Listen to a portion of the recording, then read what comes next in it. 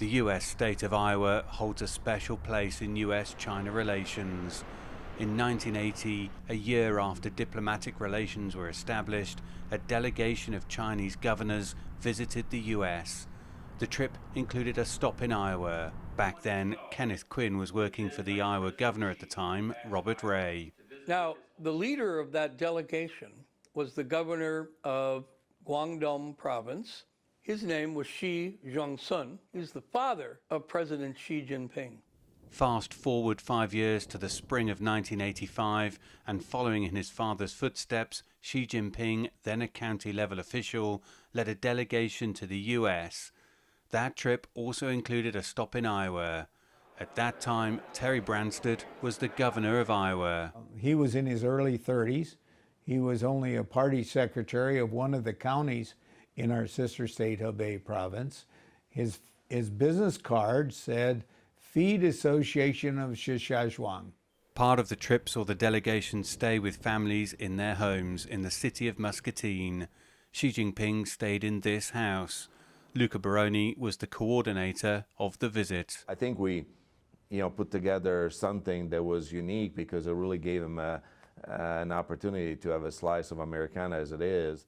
Sarah Landy served as the executive director of Iowa Sister States, a non-profit that builds Iowa's partnerships with the world. I think he loved talking to the young people.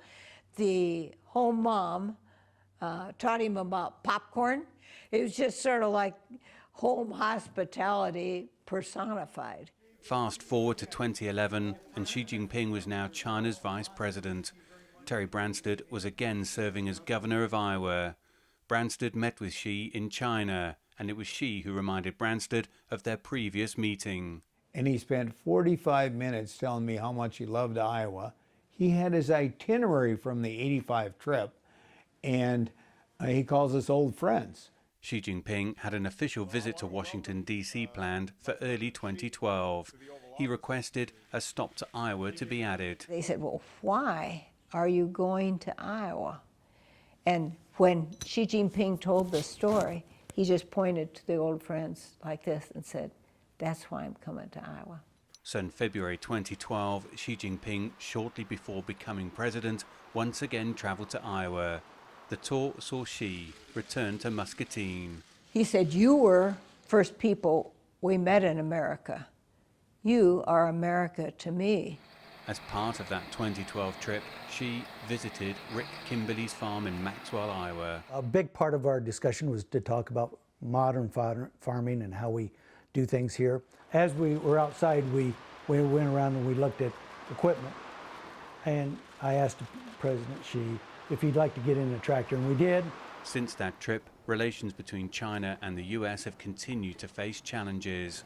But the old friends in Iowa remain optimistic that common ground exists. And it's a challenging time right now, but hopefully things will get better, and the personal relationships can go a long ways to kind of overcome some of the challenges and tensions between our two countries. On his 1985 trip, the China delegation also visited San Francisco, this year's APEC host city. Nearly 40 years on, Xi Jinping returns, but the spotlight on him will be significantly brighter this time around. Dan Williams, CGTN, Chicago.